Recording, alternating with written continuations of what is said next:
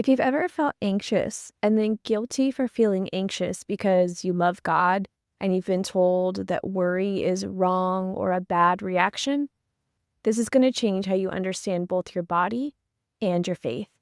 Because we hear this rhetoric often amongst Christians is that anxiety is a lack of trust. But when you actually look at what Jesus is saying and how your nervous system works, and that he has full understanding of our nervous system, that interpretation starts to shift. I'm Tara Parkinson. I'm a licensed mental health clinician, a wife, a mother of 4, and a Jesus follower.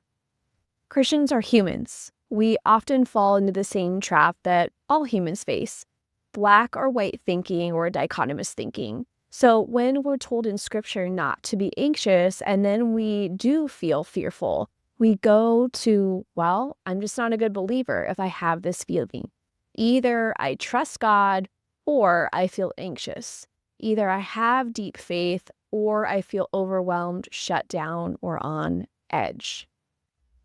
Sort of silly, isn't it? Is it possible to have deep faith and still feel overwhelmed sometimes by life? Of course it is. Go read 2/3 of Psalms or even look at the example of Jesus the night before his crucifixion. Having anxious feelings does not equate to disobedience. A growth mindset, a mindset I'd argue Jesus calls us to, would ask instead, what direction am I moving in? Am I learning to trust God more each day, or am I seeking to rely on my own abilities? Anxiety is an opportunity for us to see where there can be spiritual growth. That's a very different than I feel worried, therefore I don't have enough faith. An anxious response to stress is not a moral failure. It's so often your nervous system speaking. Your body was designed by the Creator to protect you. So when anxiety pops up, it's a clue that something isn't sitting right with your system.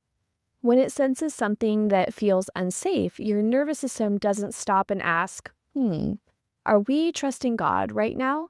It just reacts much more quickly than our logical thoughts ever could. So you've likely heard of the nervous system responses: fight, flight, freeze, or fawn. These are not spiritual issues in the sense that when you respond in these ways, it's some sort of faith deficiency. They're biological protection patterns. Some examples here: when you're anxious and you start scanning for danger, or when you shut down and your body is attempting to conserve energy, or when you're overthinking in attempts to try to prevent harm. These are ways your body is trying to keep you alive. So then what do we do with verses like, don't be anxious about your life? When Jesus said this in Matthew 6, he wasn't speaking into our modern self-help framework. He was speaking into a deeply Jewish understanding of trust. And that translation of the Greek word here means to be pulled apart. So we're being told, don't be pulled apart by worry unnecessarily. This is where we can see that God is not concerned when we feel an emotion, but rather, how do we respond to an emotion? He knows there's a better way for us than to become undone by anxiety. Within Jewish thought, there's a concept called bitachon, which means trust or confidence in God. And if I completely just butchered that, I apologize. I do not speak Hebrew or Aramaic. My dad does, but I don't, so I'm sorry. Back to my point, which is that this trust in God is not a passive trust. It is an active trust. It looks like this: you do your part, you show up responsibility, and then you release the outcome. You rest in the calm security of God's goodness. So for example, I'm not going to stop going to work under the assumption that God will pay my mortgage, which he's perfectly capable of providing, by the way. But if I'm hoping for a promotion so we can save more money, I'm going to hold that with open hands and rely on God's provision. He intimately knows our needs and the best timing for those needs. And here's the key: worry becomes a problem not when we have concerns, but when it turns into a belief that assumes God will not provide, or it keeps us from doing his will. Ugh, convicted over here.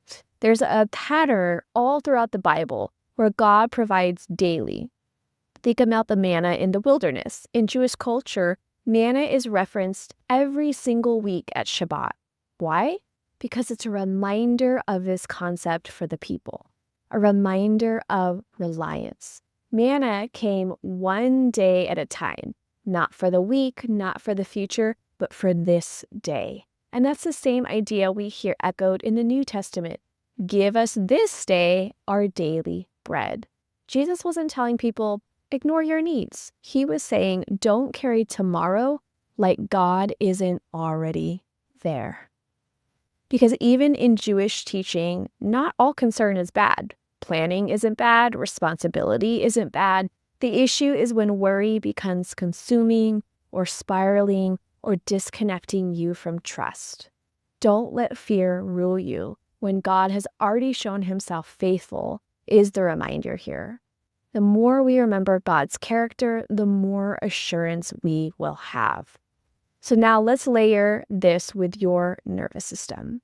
If your body has learned that the world is unpredictable or that safety can be taken away quickly, or you've experienced trauma or prolonged stress, it's likely your body is going to stay on alert.